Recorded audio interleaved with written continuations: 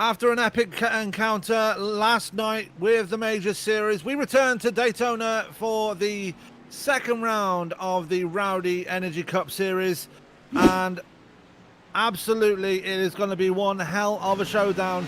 After Scott Warren picked up his first race win of the season in the very first round, we return here on the road course here for this second round. And it's going to be absolutely epic, to say the least. Good evening, everybody. My name is Sam Cooper Bennett, returning to you in the booth after God knows how long, and thank you for making us a part of your evening. And joining me in the booth, for the time being at least anyway, is Mr. Frank Marchese. Frank, I'm guessing you've got some sort of your energy back since last night, right? Yeah, that ice cream really helped after the race. I think I earned that. But yeah, I'm ready for another great night here for the Rowdy Energy Cup Series. They put on a great show for the Daytona 250 last week.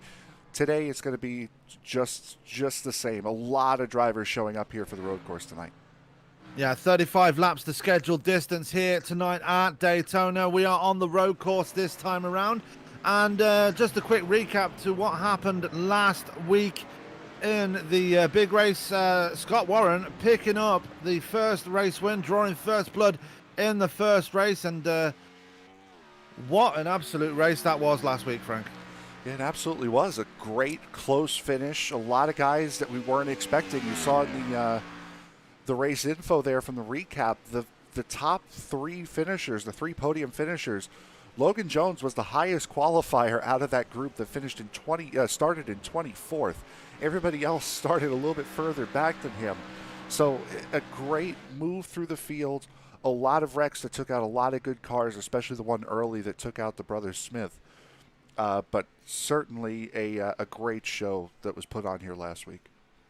It was, and it was definitely something to behold. And again, it was just indicative of what they can do when they come to a super speedway here with the iRacing E Series. And now we've got rid of the first super speedway of the season here, Frank. Now we're going to get into the nitty gritty of what they can do on other platforms and other disciplines. Now we first go to a road course, but next week we start going to even more interesting tracks, I believe, next as the season goes on. So it's going to be interesting to see how they can perform on different platforms here.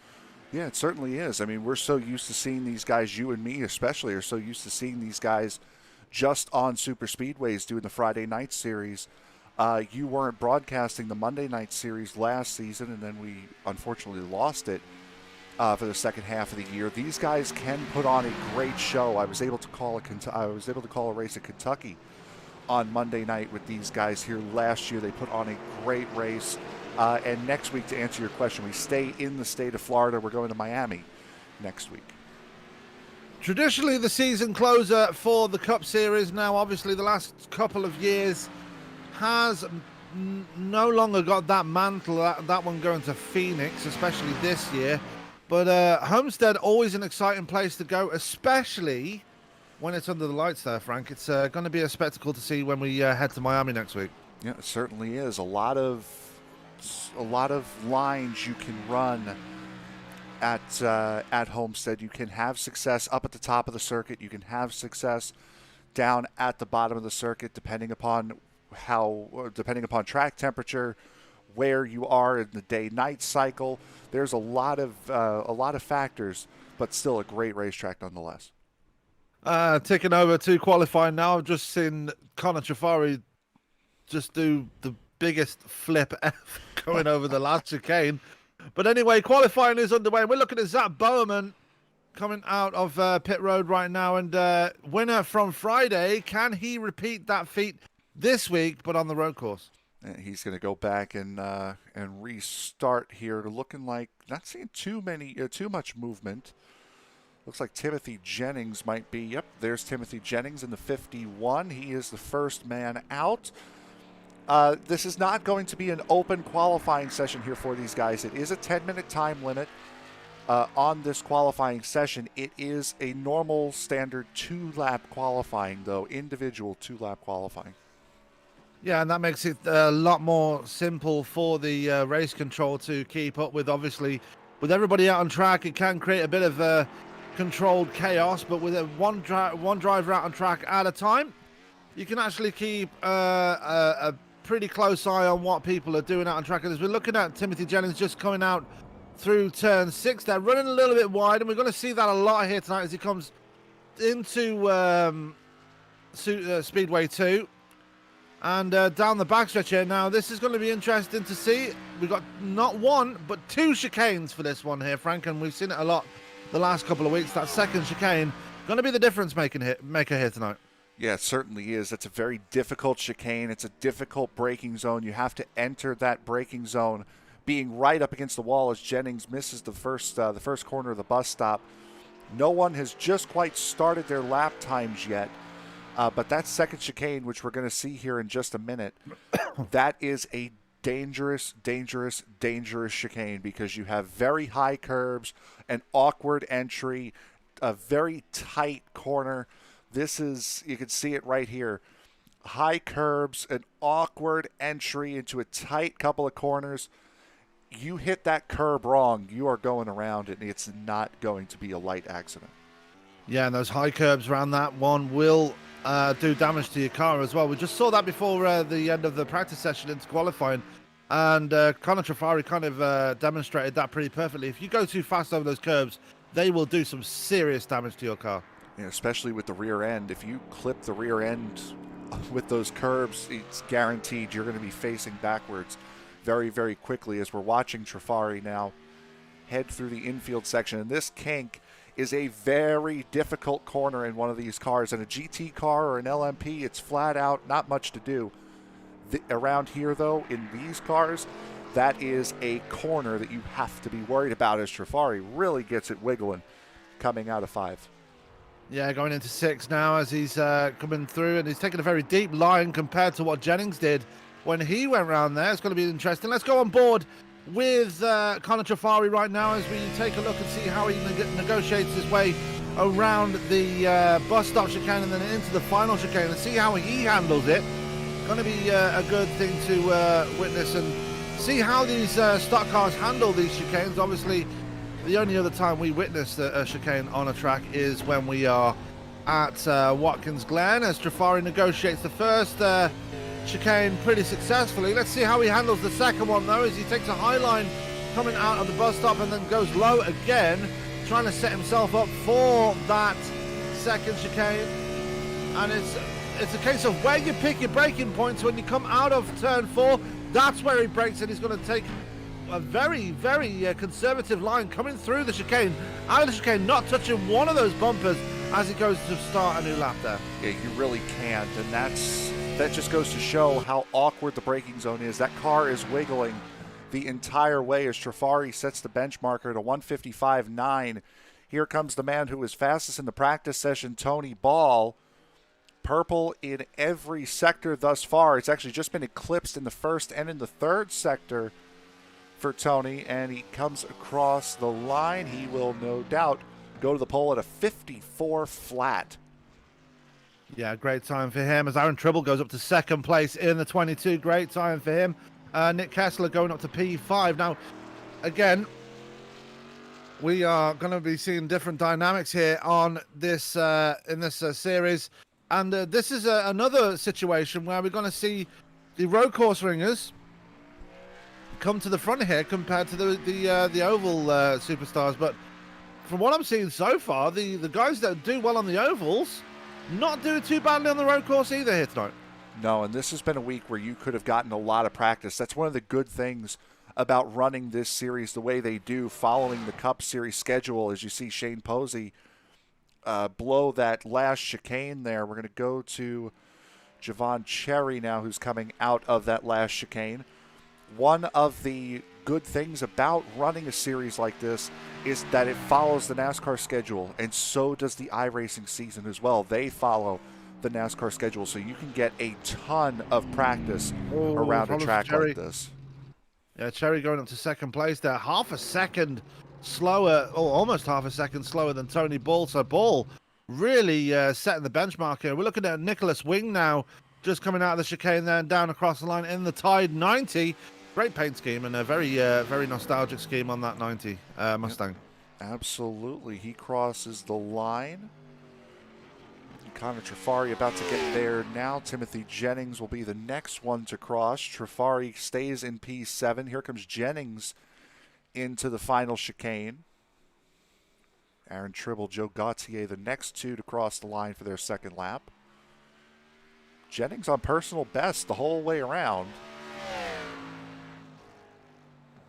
And Jennings going into P11 there. Good, probably could have done better. 5 seconds off of Tony Ball, so he's probably gonna struggle here tonight. He's going to be hoping for some luck right now as we go to the man that is in control of it all, Mr. Jason Papp, as he makes his way through the kink there and almost loses the back end there, Frank. Yeah, and it's so difficult to do. You're going to have to be off power through there. You do not want to turn the car much when the car is off power. That back end will get very, very light on you. You got to make that corner as straight as you possibly can. Same thing with the last chicane. As Cedric Hunter just puts himself up into P9 as Papp does go around on the exit of turn 6, and it's very easy to do that. It's the whole transition there, going through turn 6 onto the oval. We've seen it many, many times in the IMSA series when they go there for the 24-hour race, but very first time I've seen it happen in a stock car. I'm pretty sure it happens pretty often, though. Yeah, the low gears here are incredibly high as we see the 71 of Mark McFadden, who had a great run at the Major Series race last night, coming home in the top 10 position. Yeah. It is very, very easy to do that. The lower gears in these cars run so high, it's so easy to spin the tires. You're going to see that a lot during the race tonight. Mark McFadden is a very capable driver when it comes to road courses there. I believe just starting his qualifying run right now. Runs a little bit wide coming through turn 1. One thing you should know about turn 1, it's a double apex left-hander. You really need to pick your braking points carefully. If you don't, you're going to go wide, and that's exactly what Mark McFadden has just done just there. Yep, and that's that quick little S bit there before the International Horseshoe, as we see Shane Newens really jump that last curb and unsettle the car. And Newens had personal best in the first 3 sectors. However, this last sector here is not his personal best, up to 16th. Slowest of the drivers that have actually taken time, however. Christian Vasquez out on track as well as he's coming through the final chicane. He's got 2 green sectors coming through this final part. Really lifts it up over the curb. Really going for it right now as he's going to drag it down to the line. Let's see what his first time is going to be. And it is going to be his only time, P9. 9th. Wow. Wow, yeah. Great So he run. was really going for it in that one. Yeah, certainly was. We'll go back to McFadden now, who's going through NASCAR 2 right now. If I can find him. There we go. Yeah. Let's see. He's this time will have been scrubbed, obviously, because he went wide on the exit of turn 2. So he's going to have to try and do it all over again. But I'm pretty sure he's got a very level head on his shoulders as Mr. McFadden. And he will learn from his mistakes. Yep, he will. We've got 30 seconds left here in this qualifying session. There are only 2 cars out on track right now, and that's McFadden and Nicholas Wing, who is right behind him as McFadden blows the final chicane. Wing, however, makes it look nice. Green all the way through. Made the entry look nice, at least. He will just get this time in. Will Wing, and I think it's going to be... Oh, nope, 16th.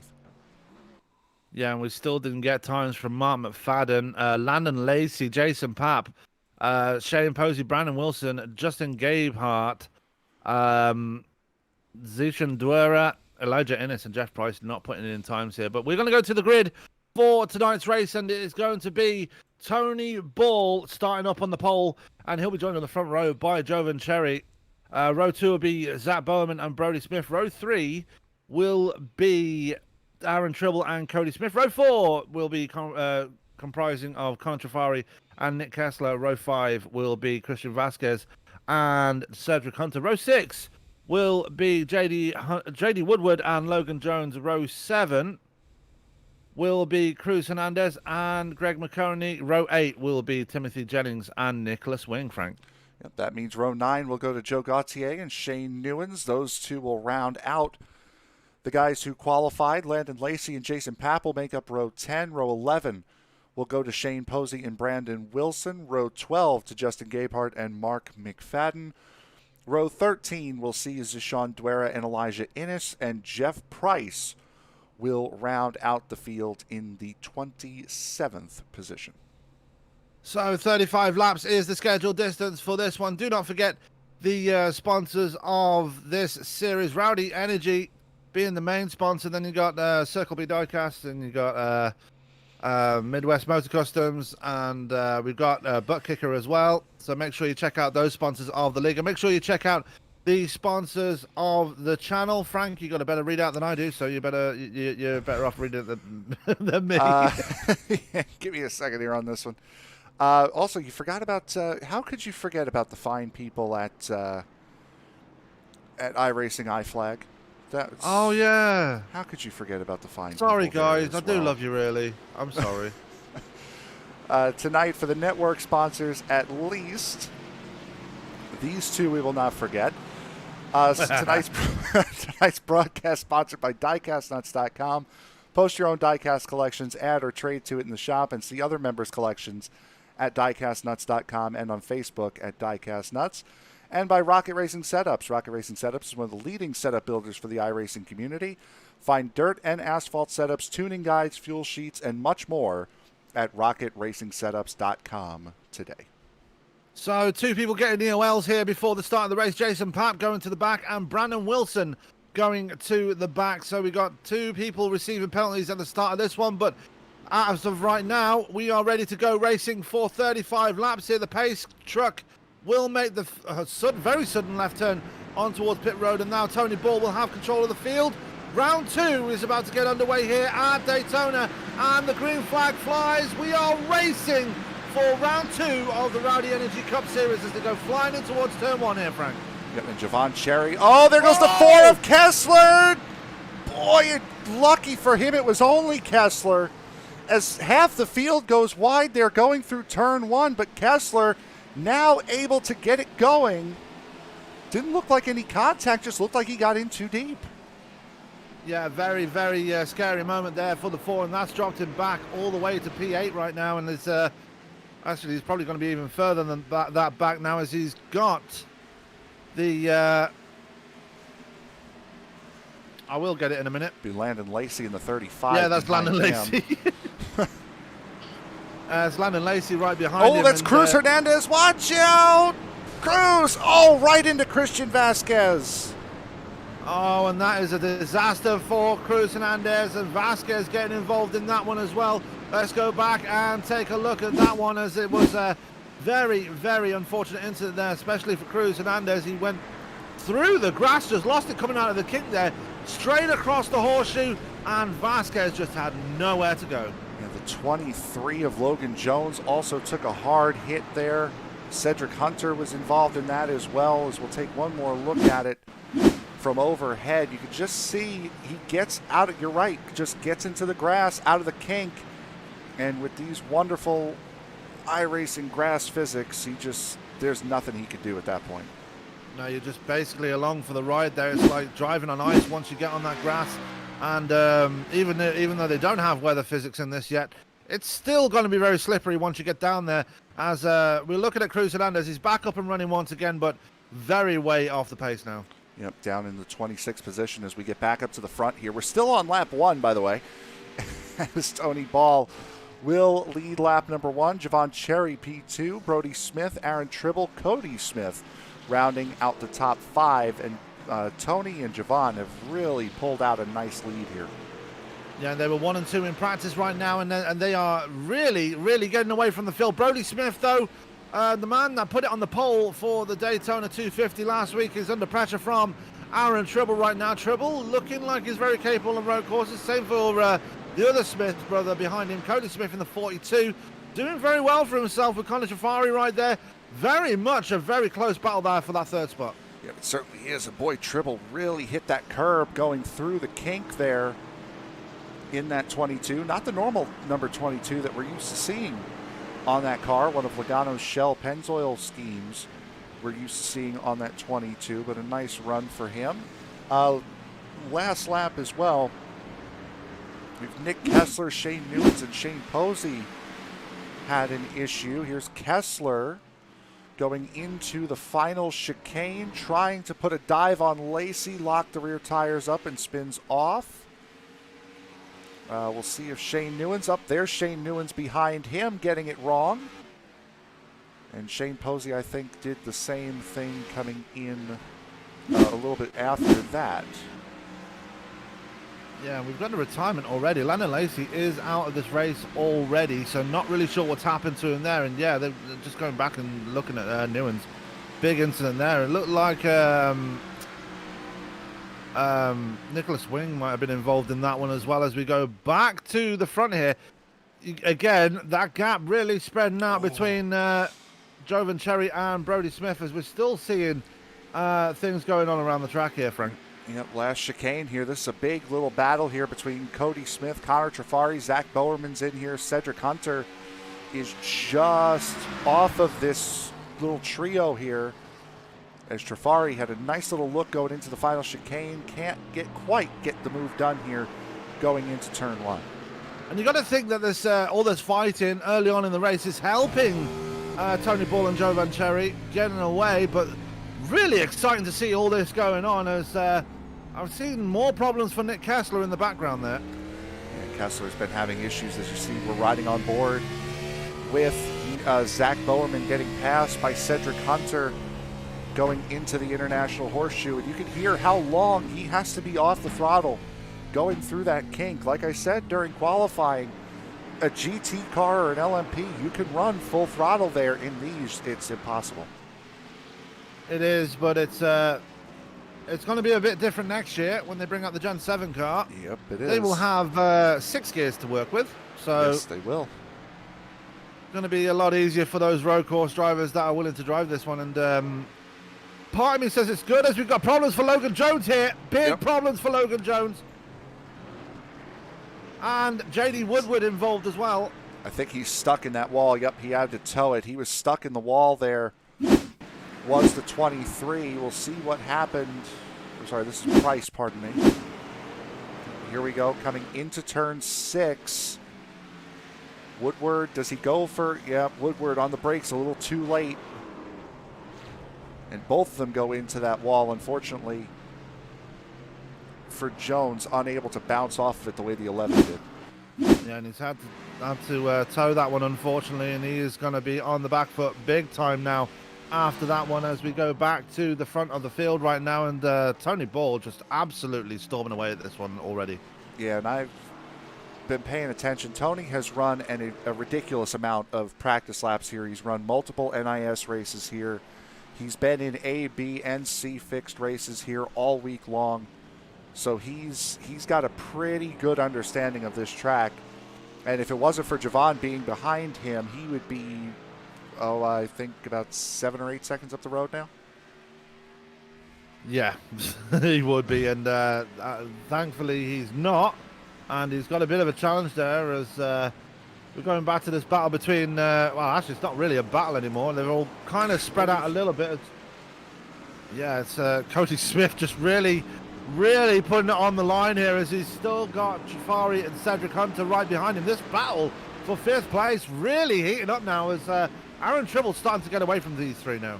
Yeah, Tribble is starting to either come into frame or fall out of frame with these guys. He's certainly been left by Brodie Smith, but these three here have been running together quite closely here over these last couple laps. Hunter's going to try to take it to the outside. You can see the front end damage on Hunter in the right front. Hunter doing a fantastic job, though, putting Trafari under a lot of pressure. Absolutely, and the battling going on around the track. Problem not so much so for Timothy Jennings, who loses it coming into the second horseshoe. And that is going to be a problem all night long, as we've got problems for Nicholas Wing as well. Let's take a look and see what happened there with him. We're showing Jennings right now This is turn 5 here, and that's going to be a difficult spot all race long. Does a great job to keep it out of the wall and not hitting anything. There goes Nicholas Wing right around him. And then Wing is going to have his problem in turn 6, it looks like.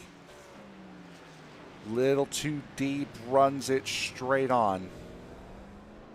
Yeah, so it's these little problems that are costing people positions and time, as well as we go back to the battle between Cody Smith and almost a bit of contact there between Trafari and Cody Smith, and now Trafari trying to fend off Cedric Hunter here as they come out of turn 2 towards turn 3, and here comes Hunter down the inside. Big power move by the 47, and he's going to get him on the exit right there, Frank. That's road course racing at its finest. You get him on the brakes, and we'll see now, because Cedric Hunter has had a faster car than the 2 guys ahead of him. We'll see now if Cody Smith has been holding this group up, because if he is, Hunter is going to be right on him here. And that all started when Trafari made a move on Cody Smith, and it kind of backfired on the 48, and that let the 47.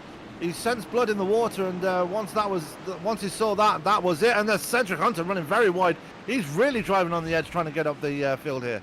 Yeah, he's pressing. He's trying to get around that 42. Something has happened with the 24, because he was a good ways away from these guys, and now he's right back in the group. So he must have blown a corner somewhere. Did Brodie Smith in the 24. He has Tribble right on him for that final podium position.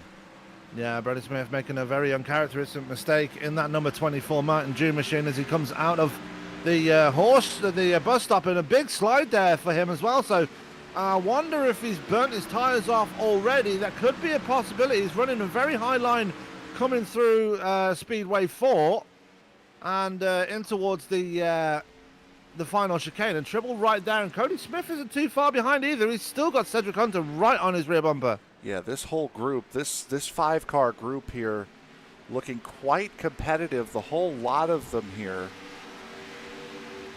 Again, pit stops are going to be coming a lot sooner than we're used to them coming here at Daytona. We're seeing around 39 laps into the race. Only got 35 in this one. They have 3 sets of tires that they can burn here. These pit stops, I wouldn't be surprised if we start seeing them in the next 10 laps or so. Yeah, that would be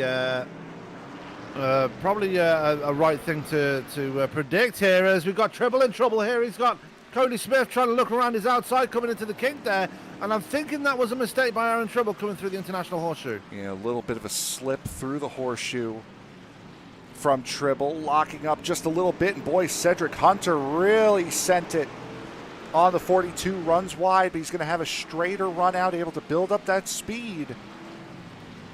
Coming out of 5 into 6, can't put the power down too hard. You sliding all the way through 6, getting onto NASCAR 1. What a battle we're seeing here now. It was for 5th place, now it's for 4th place. Could have been for 3rd place, but Brodie Smith seems to have collected up his himself, and he's back up ahead now, as we've just seen Cruz Hernandez Jr. put it on the hole, and now he is the 2nd retirement of tonight's races. There is Cedric Hunter really putting Cody Smith under that pressure, gets even closer through the bus stop here. He might have a run here on the exit. Oh! He almost had it, lost the back end there, still trying to save the back end coming through the corner, but he's still working alongside Cody Smith there. Big move again by Cedric Hunter, and even though he almost lost the back end on the exit of the bus stop, still able to get a spot right there. We were riding on board with him while that was happening, and we'll go back and take a look at that whole sequence of pass there. And you're right, Cedric Hunter with a big move. I wouldn't be surprised if he makes Tribble, puts Tribble under pressure, here very, very quickly as we go back now. Hopefully we got the right replay. I hope so. On this Cedric Hunter pass here. Yep, there he goes. Yeah, the back end just very loose on that 47, but he's making it work to his advantage now. The gap between Tony Ball and Jovan Cherry, 10 seconds now. No, not 10 seconds, 3 seconds. What am I talking about? Yeah, that's to the rest of the pack is the 10-second gap. Tony is absolutely on rails right now in that Gatorade number 8. I believe that's Jason Papp. It is right in front of him. These two are in a completely different zip code right now. 9 seconds clear of the rest of the field. Yeah, and Brodie Smith is being reeled in by... Well, actually, we just had a problem Hunter. here. Big stack up. Yep, Cedric Hunter at the back end of that group. Aaron Tribble has been passed by Cody Smith. Hunter has Trafari on his inside. He's going to be pushed wide because of that. Trafari. But boy, you see the run and the momentum build up for Cedric Hunter that gave him by running wide. He's actually going to be in a good spot to pass Tribble here. And what started that is that Hunter actually attempted the bump and run there through the second horseshoe, backfired on him big time, and got passed by Cody Smith in the process. So Tribble ended up sideways coming through the second horseshoe, and unfortunately Hunter came off the worst in that one, and now finds himself back in P6. And now he's got Trafari right behind him. Cody Smith is just gone. Yep, he has left them as boy Tribble getting really loose as he swings to the outside of NASCAR 4 to make this final chicane. Little kisses of those curves, but we'll go back now and see what you were talking about there going into turn 5. And you're right, there was a little bit of a nudge between the 47 and the 22, and I think what was happening there was the 47 did not do that intentionally, clearly, and was letting the 22 maintain the position, which is what stacked everybody up. At least that's what it looked like to me. Yeah, as we come back onto the infield road course, again a big wiggle there from Hunter, but he's again going to try the pass on Tribble going through the international horseshoe. Not going to work on him so far as Tribble almost loses the back end. That's going to give it to Cedric Hunter at this point. Yeah, it looked like Tribble was sliding the whole way through the international horseshoe, and that will give Hunter that position. Now he's got to try to chase down Cody Smith again. Oh, look at Tribble going big wide, big deeper move on the inside, and almost collect Cedric Hunter there.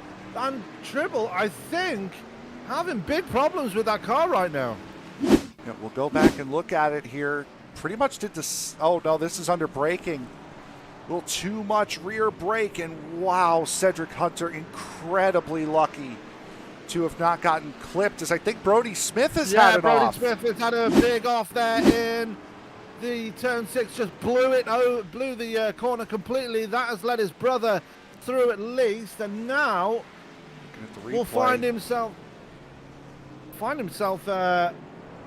under pressure from Cedric Hunter himself. So both of the brothers Smith really having a few issues there with Mr. Hunter right there tonight. Yeah, they certainly are, and Cedric is right on him. He got a great run coming out of the bus stop. Did Cedric Hunter and Brodie, able to block him off. Not going to be able to make a pass going into this final chicane here. You got to set him up for turn 1, but very smart of Brodie Smith to realize, you know what, I'm not making this. Let me just go straight on, stop the car, and then get it going again. Yeah, Hunter's struggling to get out of the chicane there. That's like Connor Trafari. Have a look now into turn 1. He's going to be side by side coming through right there. Going to dive it deep, but not going to be too aggressive here as they all bunch up coming out of turn 1. And Trafari looks pretty much like he's happy to be where he is right now. He didn't really make 100% of a move right there.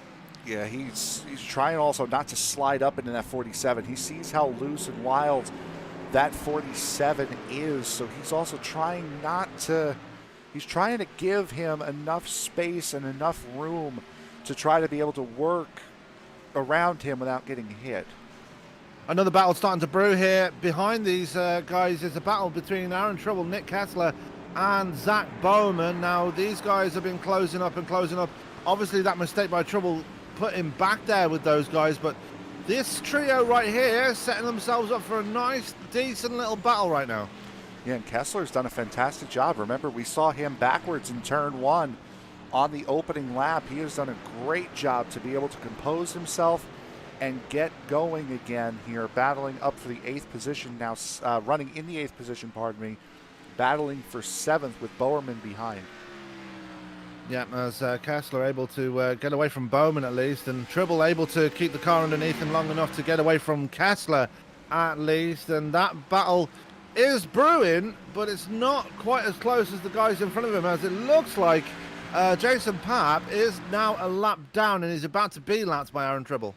Yep, he is. And we saw, you may have seen on the ticker up at the top of the screen there, that Connor Trafari, you see here on screen, had gotten around Cedric Hunter going into the bus stop chicane, and another lockup there by the 24 of Brodie Smith.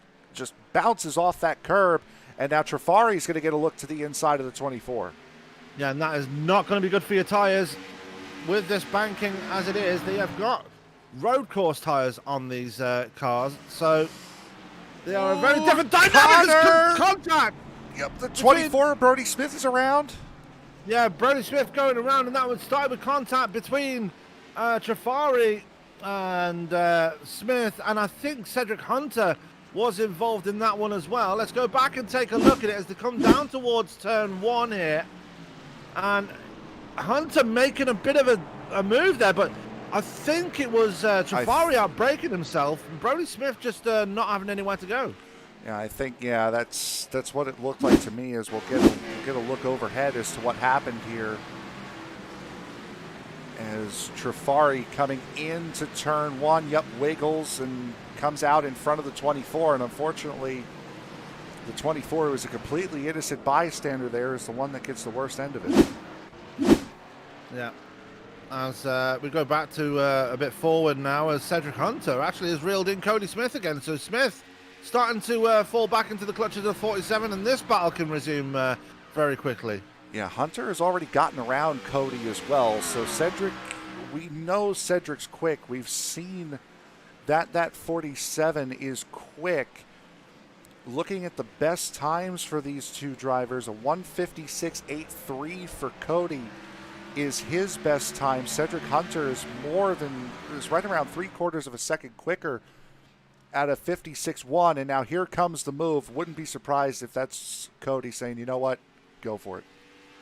Yeah, and there was a massive speed difference there between the two. As Nicholas Wing, connection problems for him. He's had a throughput, so that's going to put him back even further than he was. As there it is, confirmed, coming across the line. Cedric Hunter will now be in third place, and now can he use that speed to his advantage and try and close up that 18-second gap he has to Jovan Cherry. Yep, and Tony Ball currently leading the race by 5 seconds as it stands right now. It's gone from the pole, has just left this field. Jovan Cherry right behind, trying to just maintaining that gap. Now this is Cherry's debut here in the series. Did not race at either the duels or during the 250, the season opener. So this has been quite an impressive debut for the driver of the 20. Yeah, it is, and we're going to have a lot of, I didn't say this at the top of the broadcast, but we're going to have a lot of drivers trying to take advantage of the fact that Scott Warren is not here tonight. Mm-hmm. So we're going to have, well, possibly a new points leader out of this one. Oh, I'd say we're definitely going to have a new points leader out of this one. Is this going to hurt Scott Warren by missing this road course here? 36 race season, he has plenty of time to make it up. That's what I would be thinking. If this was later on in the season, then yes, I would be a lot more concerned. But race number 2 of the 36 race season, it's like having a DNF at this point. Yeah, as we have problems for Shane Newens coming into the final chicane here. Completely got it all wrong on the entry and just got it completely sideways there, Frank. Yeah, right in front of the leaders as well, as Tony just continues to waltz away with this race in that number 8. Not really much going on right now around the racetrack. Everyone's pretty well split, pretty much everyone's spread apart. Closest battle would be for P4 between Cody Smith and Connor Trafari. Ooh. And Smith going to get it all wrong into the final chicane. That's going to let Trafari on the inside there, coming out of that final chicane. And Trafari, this looks pretty academic at this point. The 48 now going to move up to P4. Yep, it does. And Brodie Smith actually comes into pit road. So the first pit stops of the day coming in on lap 11 for Brodie Smith. Yeah, I'm guessing he had no choice there. So Brodie Smith, the first man into pit road here. And it kind of seemed obvious. His tyres looked like they were on the way out. Like I said before, these are road course tyres, not the normal tyres they put on the stock cars, as He's going to have to take 4 here. No, just taking 2 tires at this point. Yeah, no, this is not a 2-tire spot. We saw the guy he was racing with, the 4 of Nick Kessler, as I believe Greg McConey has had an issue. Yep, he has outbraked himself going into T1. Yeah, and that's another case of just getting it all wrong and towards turn 1 here as he goes into turn 1 and just didn't. Just too hot. Yeah, too hot on the brakes there. I think because that's not the acceleration point there. That is actually part of the braking point going in towards turn 1, and he's going to recover it just in time. Well, not just in time because Brodie Smith did get out ahead of him there. Yeah, he would have been out in front of Brodie had it not been for that mistake from the man who won the second dual race at the beginning of the season. Big battle here between Christian Vasquez and Elijah Ennis, and Vasquez stemming from that contact he had with Cruz Hernandez Jr. on lap 1 is very heavily damaged, but still hanging it with Elijah Ennis, but Ennis just able to sail it around the outside and take that position back. Yeah, and a lot of that has to do with the damage level on the race car, as Vasquez has had a very solid run here so far. I'd be very interested to see what he would have done, what he would have been able to do had it not been for that contact. That was just a case of wrong place, wrong time. Really nothing he could have done there. No, because like we said earlier, Hernandez just got into the grass and was just a passenger as Vasquez going to take a little look there going through the final chicane. And right behind him is another man that's had a bit in the wars already tonight. That's JD Woodward, missing the hood on that machine and showing some wall wounds already after that collision with Logan Jones. JD Woodward making his debut tonight as well here in the Rowdy Energy Cup Series. Getting under Christian Vasquez. Again, this is for the 10th position. Well, really 9th between these 3. Is Christian still able to still able to get a good run here? And that's going to be his key right now, is trying to get the car as straight off the corner as he possibly can to get up to speed as quickly as he can, as I think Aaron Tribble's had an issue. That he has, and we're going to take a look and see what happened here as he comes through the kink, and it's the same corner again that caused him problems last time. Just got it all wrong again, and he's going to go for a power slide around the corner. I think Cletus McFarlane would have been proud of that one, going for a bit of a drift around there. Yeah, not the overcorrect, though. Other than that, he was absolutely fantastic through there. That's a difficult braking zone. Talking about how easy it is to drive a GT3 or an LMP around here, that's one of the corners. It doesn't matter what you're driving. That's a difficult corner as the 20 enters pit road here. Yeah, the 20 being Jovan Cherry. So the first of the top 2 bringing it in. I'm wondering, because he was let's put it this way, he was within touching distance of Tony Bull. I wonder if he's going to go for a pretty radical undercut here. That might not be too far off. I mean, of course, you and I are familiar with the Formula One strategy of box to overtake. As Cedric Hunter blows turn 1. Sorry, you're okay. Sorry to put you off there. Trafari, I think, did the same. Yeah, he did. But big scary incident there for Cody Smith coming through turn 2 though. And that's let Colin Trafari look, he's sneaking up behind them though. Nick Kessler showing some decent pace despite that spin he had in turn 1 on lap 1. He's really picking up the pace now and he's sneaking up behind these guys. And Jovan Cherry, that early pace has really paid off for him. He's come out in P6 right now. It certainly has. There's Cherry now. This is going to be something he hasn't had to deal with except for at the start of the race, being in around other drivers. And that 20, you can just see how much more stable it looks. That 4 is quick of Nick Kessler, but it has nothing on the stability of that 20 as Cherry does a perfect textbook up and under. Yeah, very big crossover there by 20.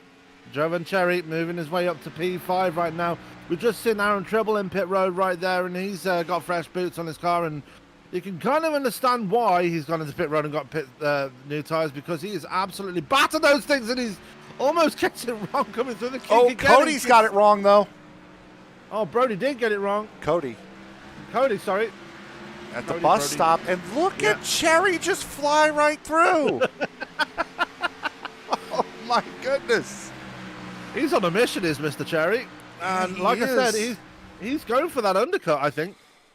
Yeah, and if you're going for that undercut, by the way, Tony Ball did not pit this last time by. You're going for that undercut. You can't have people messing with you. As we'll take a look here, just the 42 comes into the bus stop too hot. And the way he came back on the track, it really slowed up Trifari. And that allowed Javon to just fly right through. Yeah, unbelievable. You got to pick your spots, and Cherry using the apron to his advantage there to get around them both. And obviously, that's not a malicious move there by Cherry. That is a legal part of the racetrack. Yeah, that is an advantageous move by the number 20, and he's already 3 seconds up on these guys. Then again, fresh tires. I'm going to start calling him Edge. the ultimate opportunity. Yeah, that's exactly what he did there. He took the ultimate opportunity, and he's almost at the back end of Cedric Hunter. Yeah, about 3 seconds, the gap between Hunter, well, just under 4 seconds between Hunter and Cherry. There is Cherry just coming onto the oval now. Hunter is already making his way through Speedway 2, sorry. So it won't be long before Cherry gets to the back of Cedric Hunter here, and this is going to be the first time we're going to see Cedric Hunter being the hunted instead of being the hunter. Yeah, that's a fair point and a bad pun, but you're right. This is the first time we've really seen him being chased. He's usually been the one that's been trying to move up through the field. That's not the case here, with at least with Javon behind him. Yeah. We've got Gabe Hart in pit road right now. He's the next one to bring it down pit road, but he was pretty far back in the Dos Equis number 05 as Tony Ball, just a nice evening stroll for him as he comes through the International Horseshoe. Yeah, this is about the definition of a Sunday drive for the driver, that number 8 right now, and it's been academic for him. If you missed the either the duels or Daytona or the season opener last week, and saying, man, I think I recognize this name. He was back in the WOS CRL Throwback Series earlier, towards the latter stages of last year, and we saw how dominant he was there, and that's carrying over to these current Cup cars. And he's about to put a lap on Mark McFadden here, and McFadden, I believe, has just made his pit stop. So McFadden no, he hasn't made his first pit stop. So McFadden having problems here early on, as we've got problems for Trifari. Let's go back and see what happened to him there. He's had a few problems and he's fallen right back behind Kessler and Cody Smith, so gets it all wrong. Coming through the kink as we've seen with Iron Treble. A very sketchy rejoin I'm predicting right here, and it is. Wow. Yeah, the only thing that saved him was that access road, that shortcut through for the bike track. That's the only thing that saved Cody Smith from the same fate that Cruz Hernandez and Christian Vasquez had earlier tonight. Yeah, as Trifari has recollected himself. You can see Zach Bowman in the distance there. He's had a pretty lonely race these last few laps. Obviously, his dancing partner, Nick Kessler, has completely got away from him. So, Bowman, a bit of a lonely one for him at this point, as he's a good 5 seconds ahead of Brodie Smith, who's already taken his pit stop, and Connor Trifari, who is another 5 seconds up the road. Yeah, is he keeping the car on the racetrack? No, not quite. Almost. Yeah.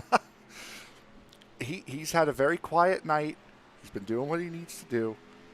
And right now he's running in a solid spot as Kessler, Smith, and Trifari all enter pit road here. Yeah, so mass pit stops here. And these three have been running alongside each other for quite a number of laps here. As another retirement here, Aaron Tribble is out of this race, joining Shane Posey, Nicholas Wing, and Cruz Hernandez Jr.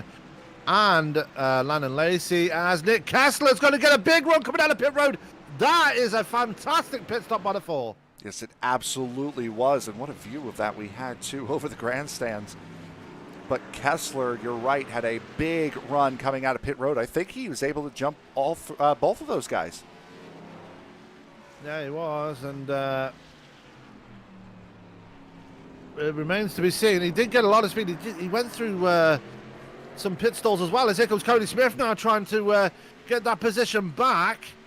And Cody Smith not wasting any time in trying to fight for it back. And that's what you've got to do, especially when it's road course racing. If you lose a spot, you've got to try and get it back. There's almost contact between the 4 and the 42. Cody Smith desperately wants that position back as Tony Ball is in pit road now. Yep, there he is. The driver, the number 8, has hit pit road. Only has a 21-second gap to the rest of the field.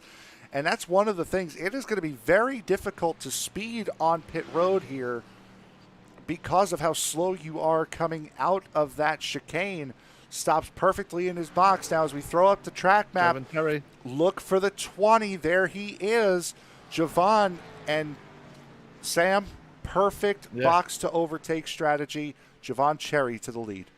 Absolutely perfect strategy there for the number 20 of Jovan Cherry. Had to do some work to get it done, but the undercut has worked absolutely perfect there for the man in the number 20, Stanley Machine, as Tony Ball just coming out of pit road right now.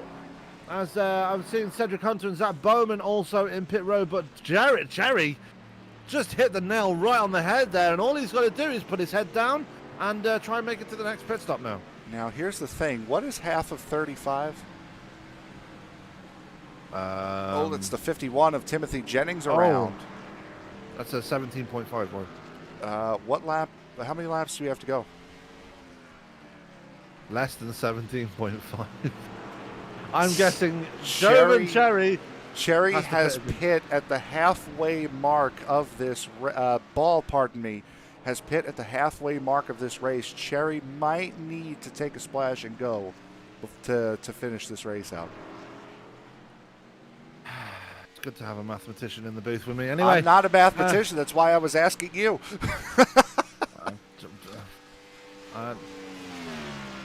I can neither confirm or deny these allegations, Senator. Anyway, Jovan Cherry just coming out of the bus stop there. Tony Ball just making his way through the bus stop. So this is what it's come down to in this race right now. It has come down to just purely strategy now between Tony Ball and Jovan Cherry. And what seemed like a pretty safe race here is Cody Smith has had problems here, Frank. Yeah, Cody around in turn 6. And that's what we've seen. That's what we said we were going to see so much of. He's right here battling with Kessler and Trafari, and just, he actually, that's net code between the 42 and the 4. My goodness, that was not contact there. That's unfortunate for Cody Smith. That's going to put him back even further, and that's going to put him back. Well, it's not going to put him back into the clutches of Zach Bowman, as Bowman is pretty far behind the 42. But Cody Smith has got some work to do now if he wants to get his way back up the field. But down in P7, at one point, he was battling for 3rd place, and he's not going to be happy with how things are right now. Yeah, I'm sure he'll be less than entertained. But Cody, we know how good a driver he is, and he has shown to be very, very solid here at this racetrack. So I wouldn't be surprised if Cody's working his way back up. He's got 10.5 seconds to make up, but that's not insurmountable because one mistake can cost you quite a bit of time. Yeah, and we're looking at Brodie Smith, his brother, right now, and he's the biggest winner out of those pit stops at the moment, apart from Jovan Cherry. He moved his way. He was one of the first people to pit, but again, just like Cherry, it looks like he might have to pit again because obviously he was the first man into pit road on lap 10, or was it lap 10? No, it wasn't lap 10. 11, pardon me. Yeah, lap 11, but he's definitely going to have to pit again. So this 3rd place might be a bit of a false omen here for the 24. It might just be, but again, you're right. It just goes to show how big the undercut is here as we take a look at the pit laps for these guys. It looks Cedric Hunter and Tony Ball are on the same strategy here. This is good old-fashioned F1 racing, where you're looking between a one stop and a two stop, and if you're on a two stop, you don't have to worry about conserving. You could just fly. If you're on a one stop, you got to save a little bit. That is true, as we're still looking at Brodie Smith just making his way around Jason Papp, who's had his fair share of issues here tonight. He's a lap or two down now, as Jovan Cherry has actually... Tony Ball just set the fastest lap of the race there, Frank. Yep, set the best time with a 1:54.72. Only 2 drivers have been able to get into the 154s, as Cherry with a big slide out of International Horseshoe. And it's the top 2 drivers. Everybody else has been in the 55s or slower. Only Brodie Smith actually has been able to touch the 55s. Everybody else has been a 56 or slower. Now, it's worth pointing out that Tony Ball is reeling in the 20 of Jovan Cherry. Cherry on much older tyres than the 8, and the gap down to 2 seconds now, Franken. It's I don't think Tony Ball needs Cherry to make that pit stop, because he looks like he's going to catch him way before that time comes. And you can see that gentle staircase that has been moving up and up and up and up as Tony starting to close in on that race leader as we head into the bus stop. Wouldn't be surprised if he's putting the move on him, probably into International Horseshoe at this rate. Yeah, the way things are going, Cherry might be in a bit of trouble here. That man in the Gatorade number 8 really closing in on the man in the number 20 standing machine. Same thing could be said for Brodie Smith, though. Cedric Hunter is reeling in that number 24, and again, just like the situation between Cherry and Ball, I think Cedric Hunter might have Brodie Smith by possibly halfway through the next lap here. Yep, and again, it's a different pit strategy, lap 11 to lap 17 between Brodie and Hunter. So Hunter's got a little bit fresher tires than the driver in front of him, also has a little bit more fuel. He's pushing right now to try to make up as much time as he can. Yeah, making up as much time as he can as he is, and there it is. That's the gap between Smith and Hunter as they come through turn 4. Can Smith try and hold him off? And that gap came down dramatically in the braking area for the chicane.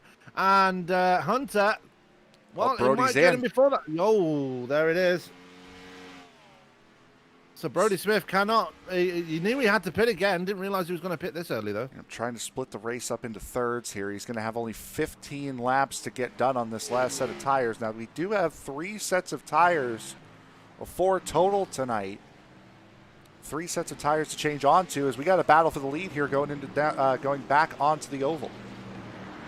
Yeah, so Frank's prediction of Tony getting Jovan in the International Horseshoe was a bit... little late. Same lap, though. But here we go. This is the battle for the lead, and Cherry, knowing he's probably going to make that pit stop, judging by what we've seen from Brodie Smith, might lose that lead a bit earlier than planned, as here comes Tony Ball in towards the bus stop chicane, and Ball just backing off there. He knows he doesn't really need to make that pass, though, Frank. Yeah, that and also these 2 are DTI teammates, Dream Team Incorporated. These guys know each other well. They've been racing with each other for years. They're really not going to push. They're going to have fun with each other, but they're not really going to push each other the same way you would see, say, Tony race, say, Cedric Hunter, to pick a random name. Yeah, as we've got Jeff Price in pit road right now. Cody JD Smith Woodward has had an issue. Oh, let's go back and take a look and see what's happened to Smith here. And it's coming out of the second horseshoe, and it's again turn 6 here, Frank. And that corner is proven to be a bit of a calamity corner for the 42. Is he very, very, very lucky to not hit that outside wall, as we've seen people get stuck in that before. Cody went towards there. Yep, and there's the pass for the race lead. We'll take a look at it here in just a second as we were getting done with that replay. But yeah, turn 6 is not one of the easiest corners to handle. It's very flat, and it leads to a fast part of the racetrack. So you want to get on the gas as quickly as you possibly can unfortunately, you do have to wait a little bit, especially in these cars. Yeah, as there is Tony Ball just coming through the second horseshoe himself. We are on lap 22 of 35 here, and while things are pretty much settled down at the moment, we've got to take a quick commercial break here as we are probably about 15 laps before the end of the race. So we're going to take a quick break here, take a bit of a breather, make sure you get up and stretch yourselves and have a bit of a walk around. We'll be back in a couple of minutes as we bring you more action here from Daytona with the iRacing E-Series Rowdy Energy Cup Series.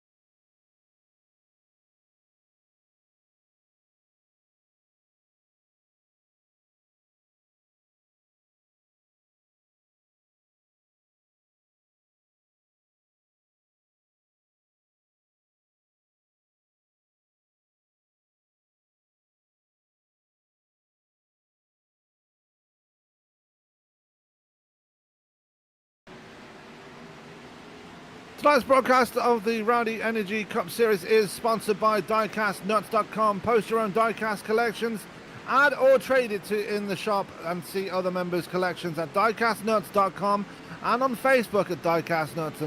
And this network is also sponsored by Rocket Racing Setups. Rocket Racing Setups is one of the leading setup builders for the iRacing community. Find dirt and asphalt setups, tuning guides, fuel sheets, and much more at rocketracingsetups.com today. As tonight is also brought to you by the series sponsors Rowdy Energy, CircleBDiecast.com, Midwest Motor Customs, iRacing iFlag, and Butt Kicker. Don't forget, ahead on the schedule, we have these following races for you coming right up. Tomorrow night we are live from Texas as we are with the Western States Racing Series. Wednesday we are taking a night off from Sim Racers Edge, so because Frank needs a well-earned rest.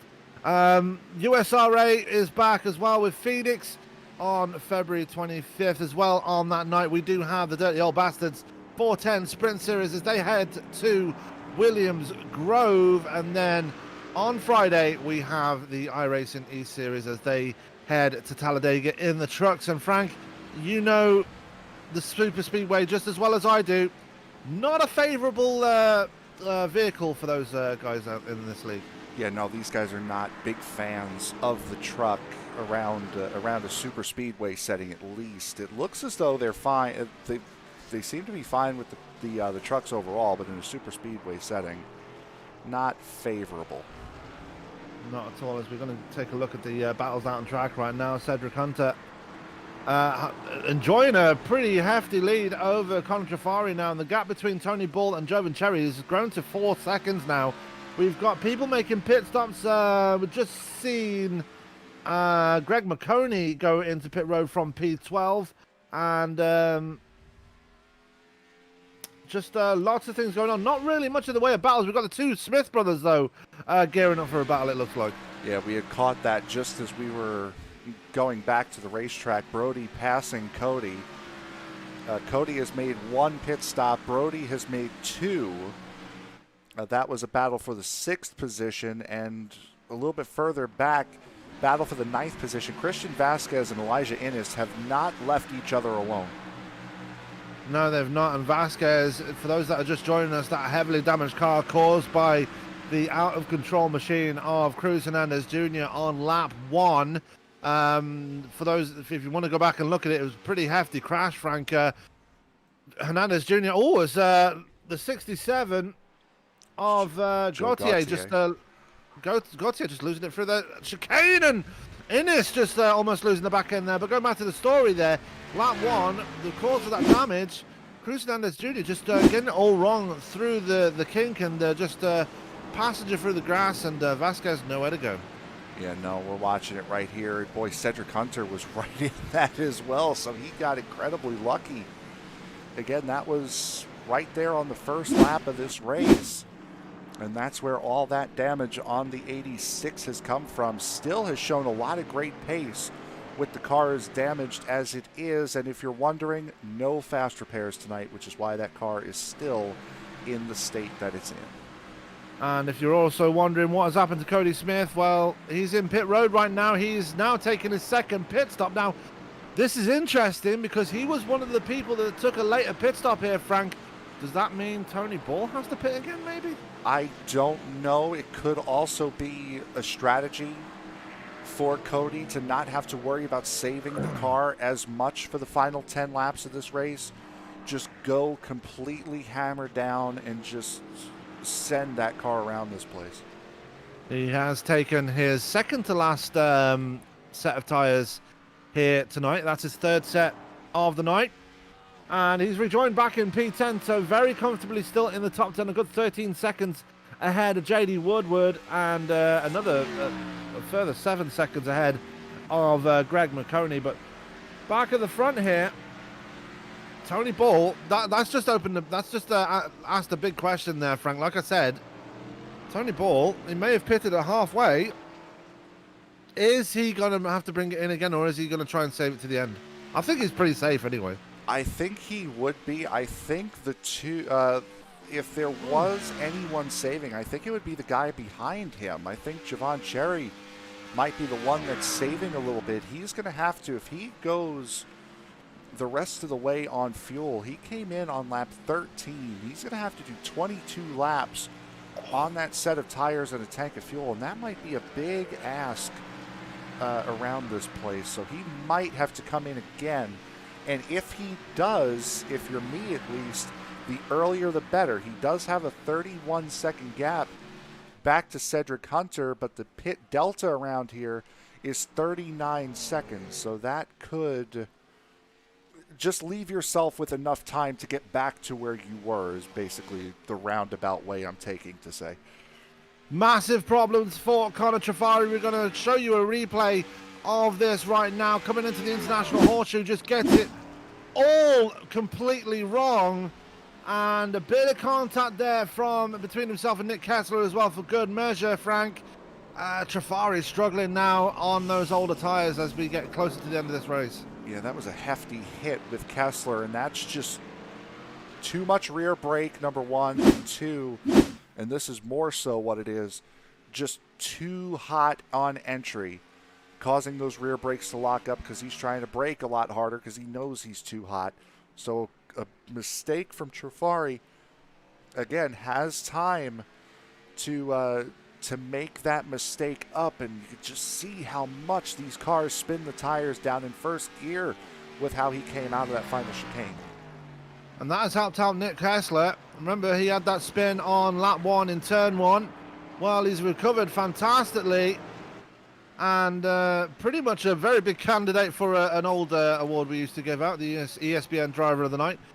Has absolutely battled his way back up and now finds himself in 4th place. Obviously, not close enough for a podium position here, but very, very valiant effort to get himself back up to P4. Yeah, Kessler is certainly, I mean, if anything, it's the Perseverance Award for the driver of the 4s. He gets a little wide coming out of the kink there. So far, biggest mover. We've been talking about him every now and again. Still in that duel with Christian Vasquez. Actually lost a couple of seconds now off of that battle. Elijah Innes up 17 positions from where he started. He just had a big tank slapper there going through the S's. Yeah, he did, and that's like Cody Smith down on the inside coming through the International Hall. And Cody Smith looks like he might get a better run coming towards the kink here. They're going to be side by side. You do not want to be side by side coming through this corner, and they get it figured out just in time.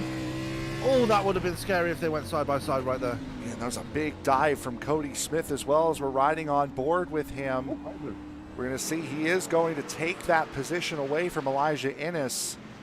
He's able to put that power down a little bit more. And another thing, probably should have brought this up a little bit sooner, 92-degree track temperature. So these guys are sliding around just a little bit, as I believe you saw what I saw, which is Nick Kessler.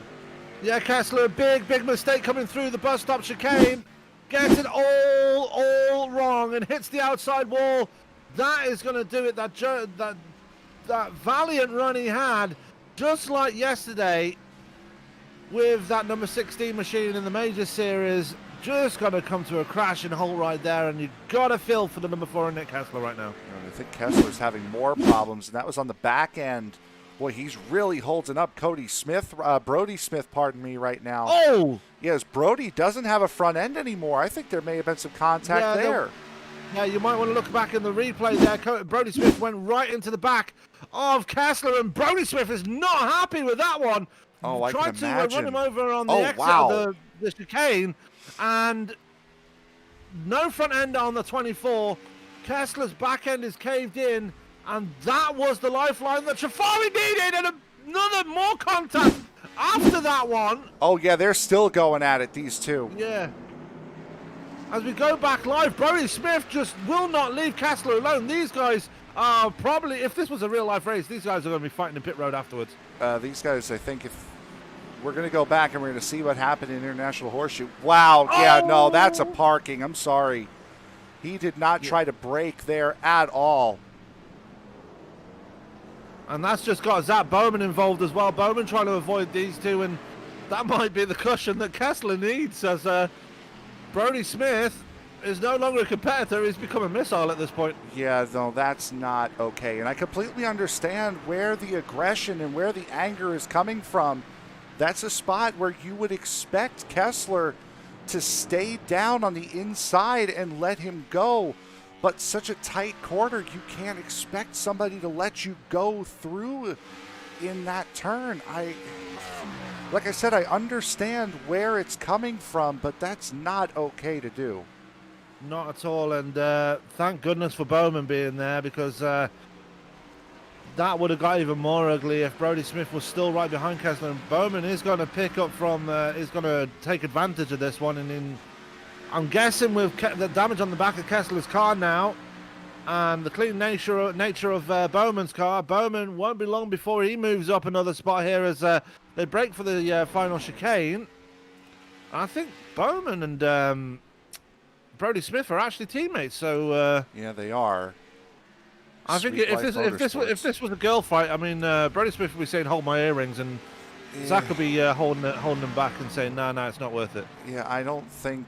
I mean, we're going to go back here in just a second. We're going to go back and we're going to see here that whole incident again, starting from starting from NASCAR 4. But I mean, that was just. We're going to go overhead here. You can see just the speed differential, and I mean, I understand completely. Like I said, I understand where the frustration on Brodie Smith is coming here. But he's braking for the corner. Yeah. Now we're in the tri-oval. Going to see if anything happens into turn one. Now, we didn't see this yet. And just dives in and completely wipes him out in turn one. Comes back on track, and now Kessler's going to retaliate after after Brodie slips up. Now the 4 is going to try to cleanly go around. The 24 makes a block. Misses. The 4 tries to take advantage. And they're going to keep on going all the way through the kink here. And then Brodie is going to, once again, as he did in turn one, he's going to drive right through the back end of the 4. Yeah, and that got ugly very quickly, and we can see as we go back to live pictures right now, Brodie Smith has gotten around Zach Bowman and is now setting off in search of Nick Kessler once again. We are very interested in this one, but we have more racing going on right now as Vasquez and Vasquez and Smith, actually. Smith has actually got around Christian Vasquez here, Cody Smith, that is. Yep. Cody Smith, actually, on those new tyres, is actually showing a lot of pace down in that 42. Yeah, he is pushing, certainly, and looking also up at the front. In all of this action here, Javon Cherry in the 20 has come in. He made a second pit stop, did not lose that second position, and last time around put down the fastest lap of the race at a 1:54.63. So that 20, he's got 30 seconds to make up, and it's highly doubtful he's going to do it in these last 6 laps, but that 20 is incredibly quick as Brodie's off again. Brodie is off again, and we're going to go back and take a look and see what happened here. And again, they're going at it again here, Frank. They're going at it again. Yeah, no, this is where something needs to be done now. This is the last 3 times now that the 4 and 24 have come together, that the 24 has tried to take the 4 out. The 4 had a chance going out of turn 1, well, going into the International Horseshoe, and did not take that chance. Tried to pass him cleanly. The 24 since then has intentionally tried to wreck him twice. Yeah.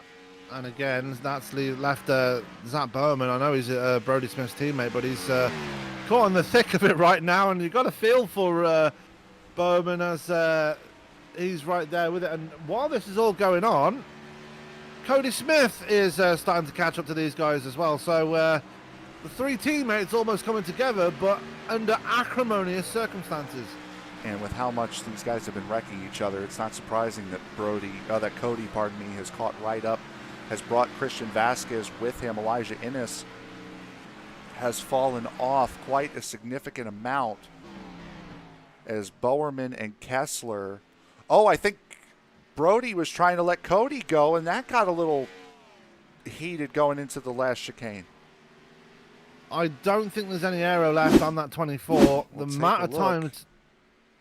Yeah, he's just trying to let him go. Goes straight on.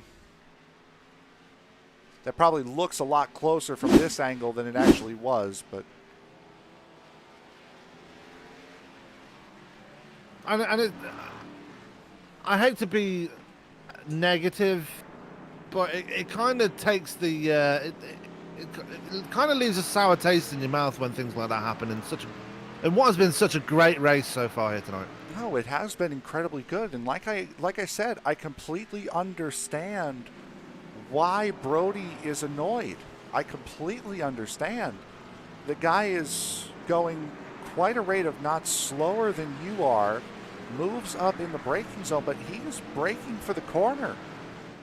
Gets in front of you, okay, you run through him coming out of the final chicane, going into the tri-oval. Fine, you're annoyed, you're upset as Brodie's sliding through 6 right now. You take him out going into turn 1, fine, that's a little over the top. He's going to get in trouble for that, but nothing severe. Then he goes and does it again at the International Horseshoe, gets another chance and does it again. I mean, that's That's not okay. No, it's not. As things look like they've all settled down again. As we've not really got any battle to speak of. As actually we've got things going on. Is that Bowman has let Cody Smith by now. So Cody Smith is going to go off in search of P4 now. P5. Oh, actually, I think Connor I'm back Trafari. Yeah, Trafari's P5, sitting yeah. in P4. And how lucky is Trafari, by the way? He had that spin going into the international horseshoe, and then all hell broke loose in front of him. Yeah. And he's been able to skip on by and hold on to that fourth place in the end. Yeah, that's just to think. That has cost all of these guys.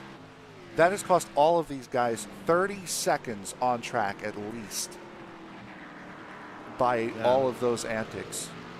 You can tell that, but if you just look at the gap between Cedric Hunter and Connor Trafari, the gap between Trafari and seconds. Hunter, 25 seconds, and that's not because, I mean, yeah, Cedric Hunter is fast, but I mean that's because of all the chaos behind him. He's been able to extend a gap like that. I mean, in a normal NASCAR race, if you're just running by yourself and running at high speeds, even if you're Dale Earnhardt Jr. or Jimmy Johnson, there is no way you can pull out a 25-second gap on your own.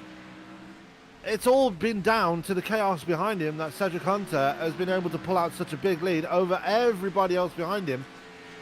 And like I said, I'm not putting Cedric Hunter down at all. He's done a fantastic job tonight. Yeah, we've seen, other than Brodie, when his car was clean, as we see Connor Trafari going through the bus stop right now, Hunter has had an incredibly quick car all race long. When he was behind Zach Bowerman and Cody Smith and Connor Trafari earlier, he was hounding those guys.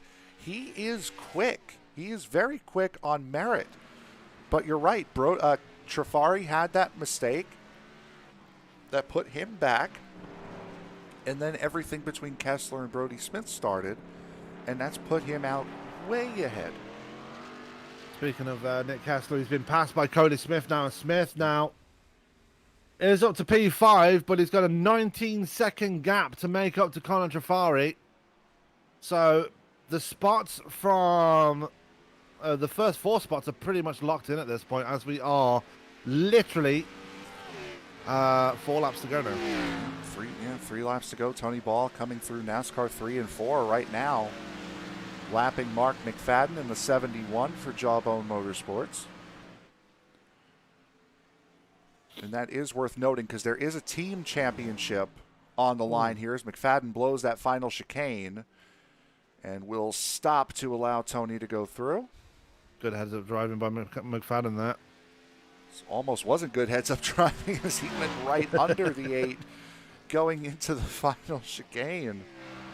Battle here for P8 right now between Brodie Smith and Christian Vasquez.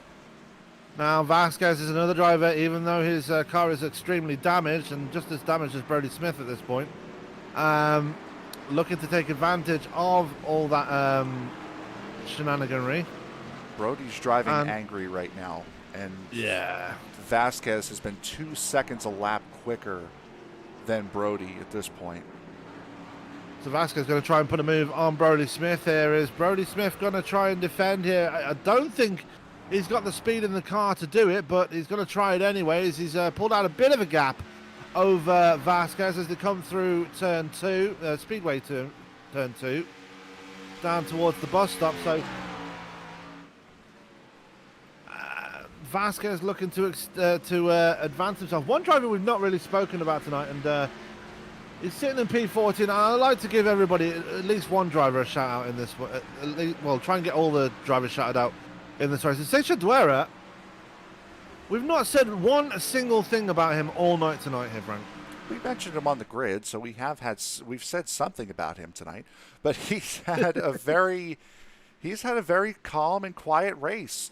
Went 20 laps on his first set of tires. He's just been rolling here Problems tonight. for Cody Smith. Yeah, sorry, Cody. Frank. Yep. Got it all wrong going into the final chicane. Big slide, ran wide, and that will have cost him P5 and P6, as Zach Bowman has now gone around him as well. So a big mistake there by Cody Smith as we are getting down to the final knockings of this race. Very lucky not to have nosed it into that inside wall there. And just that slow momentum coming out of the last chicane is what allows Bowman to go through. But yeah, that might be a couple of positions gone here as we are on the final lap now. Yeah, white flag in the air, and it's all been controlled by this man, the driver of the number 8, Mr. Tony Ball. Remember, we said at the start of the broadcast that he has been turning lap after lap after lap after lap in practice, and it's all completely paid off for him tonight in that Gatorade number 8. And he's going to have his teammate with him, so it is going to be a Prestige World. What is it? Prestige Dream World Team. Dream Team Incorporated. Oh, yeah. Dream Team DTI. Incorporated. Yeah. And it's going to be a 1-2 for Dream Team Incorporated. And you couldn't have asked for a better situation than that. Tony Ball made his debut in the Jewels. Jovan Cherry made his debut here tonight. And what a debut it's been for that man in the 20. But the night belongs to this man right here as he comes out onto the Speedway 2 here, Frank. Yeah, it's a little battle here going on in the bus stop. Christian Vasquez has been able to get around Brodie Smith, but going back to Tony, yeah, that car is pristine.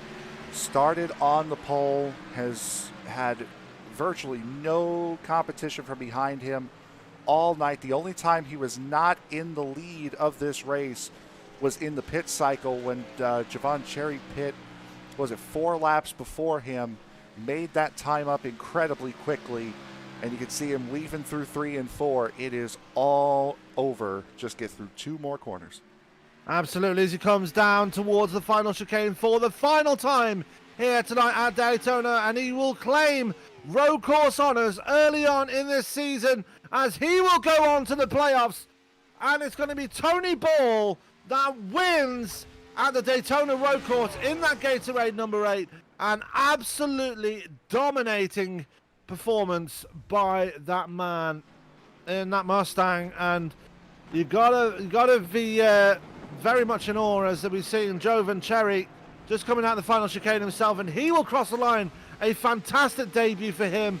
He will claim second place, and you got to look back another 20 seconds to get back to Cedric Hunter as he is going to cross the line for a brilliant 3rd place here tonight. Yep, Cedric Hunter has had one of the better cars, one of the cleanest cars all night long. We're going to hear from all 3 of these guys here momentarily, but as Hunter crosses the line, a very well-earned 3rd position for the man from Ottawa. Yeah, next one across the line will be Connor Trafari. Again, that late mistake probably cost him a podium, but he's been managing to keep it up well, and obviously the chaos behind him helped him out as well. As we're just going to go to a quick battle here before this is all said and done, as we've got a battle between Nick Kessler and Cody Smith here, Frank. Yep, Kessler and Smith, and remember Smith trying to come back on those fresh tires. It's a battle for the 5th position between these two. Boy, Kessler's got that inside line. He is going to be able to hold off a little bit of a bump. Oh! Of a bump. But, Cody couldn't get it straight again. He's going to lose several spots here. Bowman slips. Christian Vasquez is going to get him as well. So big incident there for Cody Smith. Christian almost clipped 6th. Vasquez, with that tore up number 86, almost claiming a top 5 out of this one. Almost got 6th out of that as Bowman just did nip him across the line. Wow. What and there it is. Oh, God. And Brodie Smith. Yeah. Oh, that's with him and Connor Trafari. No, just before that. We just missed that, I guess. And Kessler getting rammed again by somebody else. I didn't quite see that. That's Sean Blair, I think. That's. Oh, here we go. Here we come again. Oh, yep. I guess Brodie's done now. Yeah, as that is your race for tonight. Tony Ball, Jovan Cherry, Cedric Hunter, Connor Trafari, and Nick Kessler, your top 5. But Frank, a great race, but a very, very controversial second half. Yeah, it certainly was. I mean, that's about as good as you're going to get to say there. That was less than ideal at the end of that race. That it was, as we getting to the interview portion of this race now, and we are going to bring in our first man of the night for an interview, and we're going to reach out to the man that drove the number 82 victory lane here tonight. That will be Mr. Tony Ball, and Frank, I believe you have him with you right now. Tony, how many streams have you done this week of you running A fixed and B fixed and NIS? It certainly paid off for you here tonight. Yeah, I think I did enough. That's for sure. Who would have thought? I'm like that little meme of that guy saying, "Look at us, look at where we are now." Because 8 days ago I couldn't complete a warm up lap at this place, so I can't believe we're here. Yeah, and now you're one of the only drivers to get into. Forget about the 54s, into the 55s in this race here today. I know pretty smooth sailing for you. Really came down to pit strategy. If you would have had to pit again, you might have had a very close run there with Javon. How much were you saving in that first stint in order to be able to put yourself in the situation you were in the second? Yeah, me and Javon noticed that the track was just way more grippy than what it was like all through testing. So we were kind of able to hammer down, and I actually ran my all-time best there in qualifying, and I think Javon did as well. So we just kept getting faster and faster in practice, and through the race, I just kind of felt like if I just kept the same pace I was all week, then my tires would be good, and they ended up fine. And Javon was kind of like 5-6 seconds back around lap 12, and he was like, "Well, I gotta do a 2-stop or just ride around for second." So he just decided to try to get the win, and it was a good strategy. We battled there for a little bit in the middle, but I just had a little bit more tires. It certainly looked like that. Next week, we're staying in Florida. We're going down to Homestead, Miami. First 1.5-mile oval that we're going to be seeing here this year. What are your feelings going into Homestead?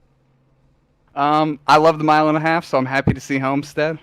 Big Homestead fan in general. Hopefully the package is good. I'd like to shout out some quick thank yous to our sponsors, Rowdy Energy, Circle B Diecast, Butt Kicker, iRacing, iFlag, and Midwest Motors Customs. I'd also like to shout out the boys in the shop, Damon, Ben, Javon, Christian, and JG. I saw Christian battled for that 7th place today. He was getting beaten and battered out there, so that was good to see. Just about got 6th on that replay if you watch it later. Anyone else you want to give a shout out to before we let you go?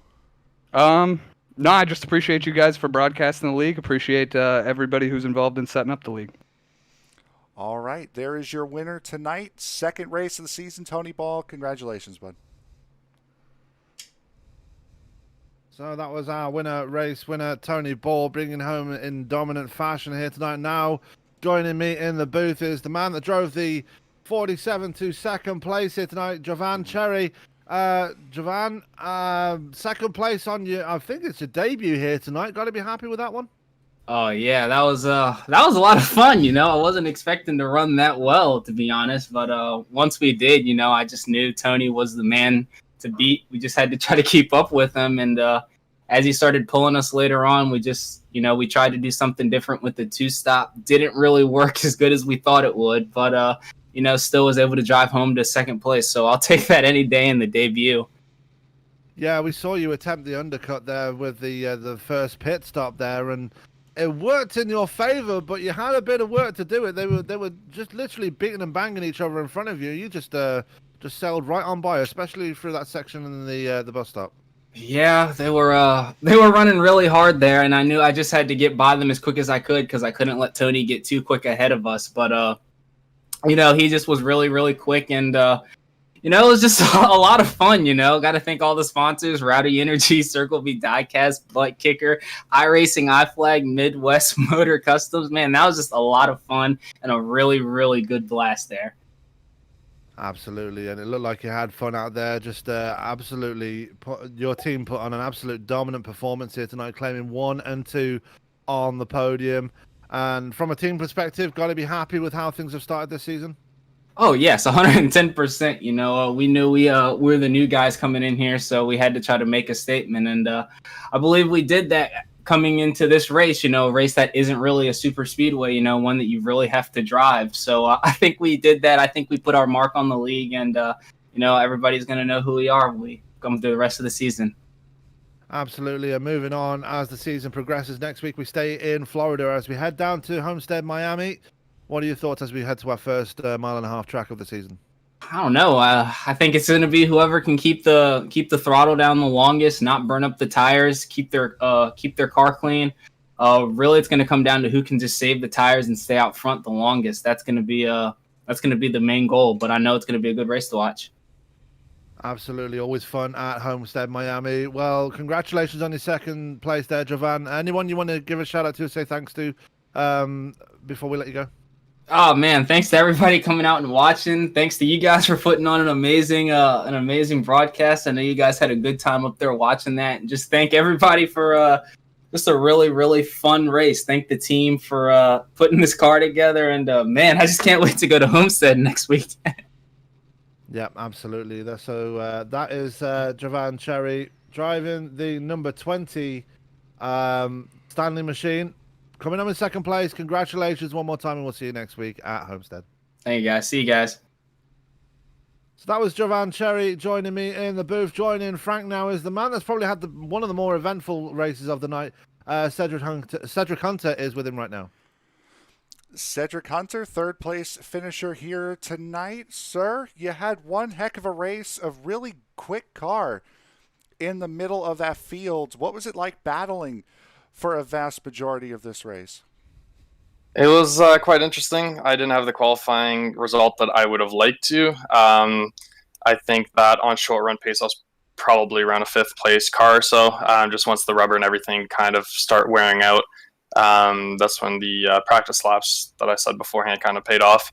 It was intense. It's my first time actually racing with these guys at a track that's not a plate track. So I kind of got to see what some of these guys are made of. And the racing's really good. It was really intense. It was really close. I know I kind of bumped into a few people and apologized for that. But all around, it was really good racing. I look forward to the rest of the season. What was your secret to keeping the car as clean and as quick as you did? We were talking to Tony and Jovan just a second ago, and he said that the track was a lot grippier than it was during the practice sessions that they were in. What was your feeling on the track conditions tonight? Yeah, the practice that I ran was the NIS on Thursday, and I went into that race with zero practice. So it was by doing a lot of mistakes that I kind of figured out how to drive this track. That race that I did too was the first time I ever ran the road course of this track with a cup car, so it was really, really interesting. Keeping the grip was all about just being gentle on exit of the corners, kind of with the throttle. Trying to keep the rears underneath you as much as possible, because once that grip went, it went away real quick. Going into the next track, we have the Super Speedway road course. Next, we go to a mile and a half. That would be Homestead Miami Speedway. What are your thoughts going into that first mile and a half of the season? I'm really, really excited. Homestead and Vegas are probably some of my two best and favorite tracks, so I'm really looking forward to it. Hopefully I can come out and get a win. That's what I'm hoping for. I'm always content though with top 3, top 5 finish. It's a long season, and so every point matters. Certainly. Anybody you want to thank before we let you go? So I want to thank all the drivers, the admins for letting me race here. I want to thank the sponsors of the series, so Rowdy Energy, Circle B Diecast, Butt Kicker, iRacing, iFlags, Midwest Motor Customs, as well as my race team, Cadruga 5 Esports. We put in a lot of work at every race that we do, and it pays off most of the time. So, again, I look forward to racing with these guys in the future, and I want to thank them again for letting me join this league. All right, your third place finisher here tonight, Cedric Hunter. Bud, congratulations. Thank you. So that was our interviews done and dusted for this one. And Frank, like I said, we're looking ahead to Homestead, and I'm looking at the general chat and the Discord on for iRacing E Series, and some words being said there. But you got to think, if race control were watching the events that transpired tonight, there will be penalties handed out for next week. I can't see Brodie. Honestly, I mean, I understand. Like I said, I've said it multiple times. I completely understand him being upset with how that looked going into the final chicane. To run through him going into turn one, well, to run him essentially out of the chicane, then to run him going into turn one, fine, that's a little over the top. But then to let him pass, then try to run him off the track again at the International Horseshoe, run him off the track again in turn 5, and then do it a fourth time. I find it very hard to believe that Brodie will be racing at Homestead next week. Yeah, we'll soon find out, and it's going to be interesting to see how that race turns out. What are your thoughts heading into Homestead next week? It's going to be a lot of fun, I think. We've seen a lot of racing, mainly in the trucks at Homestead with Western States here recently, and those have provided some really good races. I can't wait to see what these guys can do in the Cup cars. Again, as we had said at the top of the broadcast, some multi-groove racetrack. You can run the bottom, you can run the top, and gain that momentum off. And like Javon said, it's going to be a test to see who can keep the rear tires on the car. And that is absolutely true. Homestead is a tire killer, like most 1.5 mile tracks we've seen before. But we've got to be interested to see if Scott Warren can come back from missing tonight's race. Obviously, like Frank said earlier, it's a long season, so he's got plenty of time to make it up, and he's already locked into the chase anyway, so there's not really any problems. But let's take a quick look at the results here before we go anywhere and do anything else, as we've had a very eventful race, and I need to go and relax somewhere. Coming home in first place with the win was Mr. Tony Ball, just absolutely dominating proceedings on the track here tonight, and why not? He's put all the practice in. It definitely paid off here tonight. Jovan Cherry coming home in second place. Third place going to Cedric Hunter after an eventful race for him. Conor Travari made a mistake late on, but still managed to come home in P4. Nick Kessler in P5. Zach Bowman in P6, and Christian Vasquez.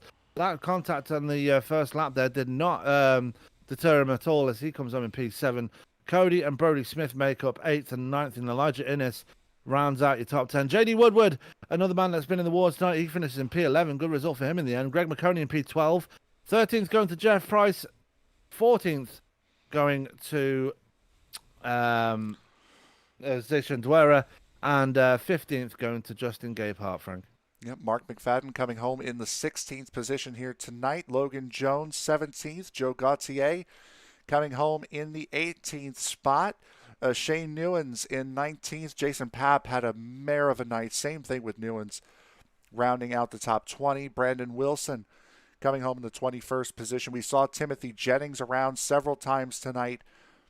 He finishes in the 22nd position. Aaron Tribble, we saw, had that throughput earlier on.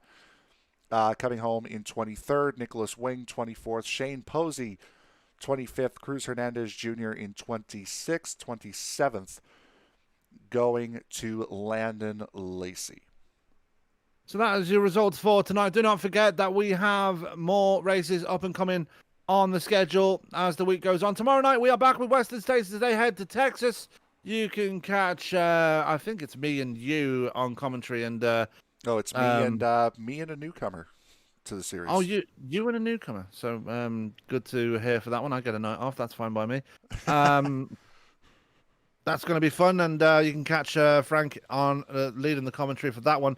Thursday, you can catch Frank and Jonathan in the booth for the USRA Cup Series, and then you can catch myself and I think it's Ryan Williams and Ben Bruno. It is Ryan Williams in the the booth, Ben Bruno possibly. can't be there this week. Oh yeah, that's Ben right. Bruno That's right. can't be That's there. right. So it's going to be myself and Ryan Williams in the booth for the Dirty Old Bastards 410 Sprint Cup Series as they head to Williams Grove. And then Friday, we head to Talladega in the trucks for the Circle B Diecast Super Speedway Series. One definitely to look forward to, especially after the events of last Friday when Zach Bowman brought home that win in the the ARCA cars at the very same event venue. So definitely something to look forward to. But for now, that is going to do it for us here on ESPN live from the Daytona Road Course. My name is Sam Cooper Bennett, and joining me in the booth was Frank Marchese. Big thanks to the league sponsors, Midwest Motor Customs, Circle B Diecast, Butt Kicker, iRacing, iFlag, and first and foremost, Rowdy Energy. That is going to do it for us for us tonight. All that's left for me to say is keep it clean, keep it green. We will catch you tomorrow night live on ESPN from Texas with the Western States Racing League. Have a good night.